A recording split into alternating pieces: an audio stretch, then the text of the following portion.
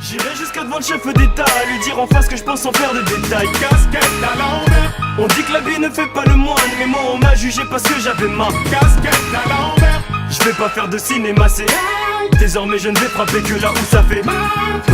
Tout belise me guette à risser. Désormais je ne vais frapper que là où ça fait mal. Ok, casquette à l'envers ou sur le texte, c'est la même, je suis excellent même.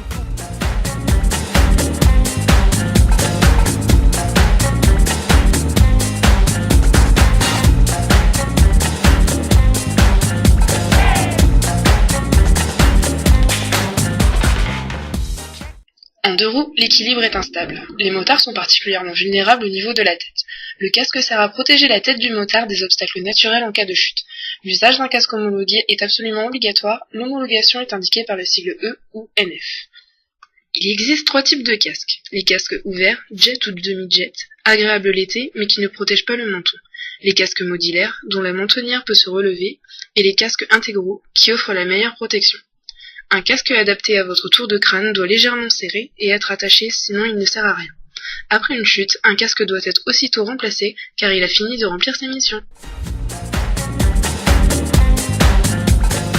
Les motards sont aussi particulièrement vulnérables au niveau du tronc. Il faut donc porter un blouson épais et résistant qui vous protégera des intempéries et des éventuelles chutes. Il comporte en général des renforts situés au niveau des coudes et des épaules et si possible une protection dorsale. Il peut être en cuir ou en textile, suivant la saison et les trajets effectués. Privilégiez les vêtements de couleur vive et munis de bandes réfléchissantes si vous roulez de nuit pour être vu par les autres usagers de la route.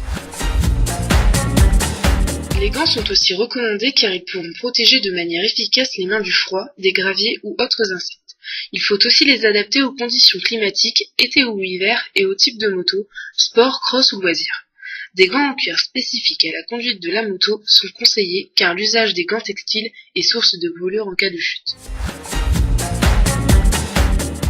À moto, il est conseillé également de porter des chaussures appropriées. Une paire de bottes ou de chaussures montantes protégeant les chevilles et si possible en cuir vous suffiront en cas de chute. Pour les longs trajets ou la pratique sportive, un pantalon en cuir est idéal. Le pantalon vous protégera des intempéries et de l'abrasion en cas de chute, surtout s'il comporte des renforts aux genoux et aux hanches. Les jeans sont confortables à la pratique de la moto, mais n'absorbent pas les chocs ni l'abrasion d'une chute. Sur piste, il est préférable de disposer d'une combinaison offrant un ensemble blouson-pantalon lié solidement avec une fermeture de type glissière.